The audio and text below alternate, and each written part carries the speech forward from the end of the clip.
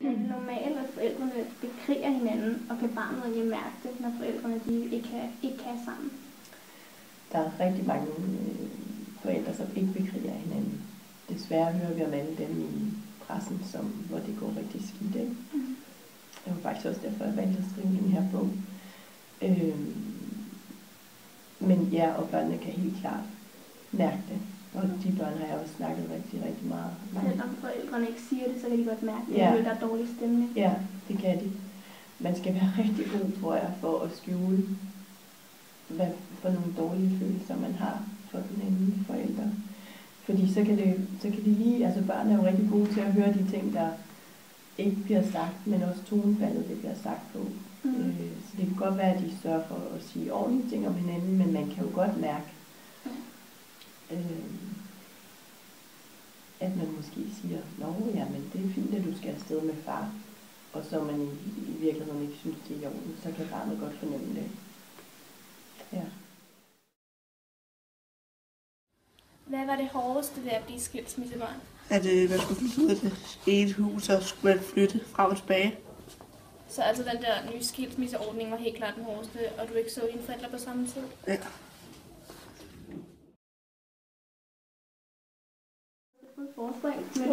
Når forældrene får nye kærester, kan der godt opstå en jalousi mellem, for eksempel, som du selv sagde, at det er faren og farens nye kæreste, kan godt opstå jalousi mellem moren og farens nye kæreste, og barnet og farens nye kæreste, og eventuelt farens kæreste, børn.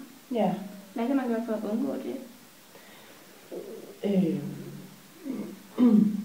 Altså, i virkeligheden, hvis nu man som mor eller far er jaloux på ens ekspartners nye kæreste, så tror jeg, det kunne være rigtig godt at gå et eller andet sted hen og få nogle samtaler om det.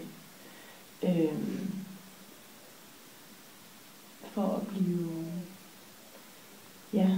få lukket den sorg, eller den vrede, eller den alt muligt, der kan være på tværs. Så kan man også sørge for at lave noget med, jeg er lige blevet interviewet til vores børn, det er sådan et blad, og der var et af spørgsmålene nemlig noget af det samme, og der var et af mine svar, at man kan sørge for at lave noget med bonusbarnet. Altså, det er nemmere for bonusbarnet at holde af en, tror jeg. Hvis man for eksempel skal dele sin far med en bonusmor, som man bedre kan lide ved at man laver nogle ting også alene, så man ikke bare kun laver nogle ting alene med sin egen far, men også med sin bonusmor. Sådan, så hvis man har det bedre med sin bonusmor, kan man også bedre dele hende med sin far. Og omvendt den anden vej. Så der ikke stopper sådan en jalousi mellem dem, og man kan klare det sammen. Ja, men også husk det der med, at det er okay, at barnet skal have tid med sine egne forældre alene. Jeg ved ikke, fik jeg svaret på det hele? Ja, tror jeg. Har du på noget tidspunkt været jaloux på en af dine forældres nye kærester, og hvorfor? Nej, fordi jeg har et godt forhold til Kim, så jeg har ikke jaloux på ham. Og Kim er din mors kæreste og papfar. Okay.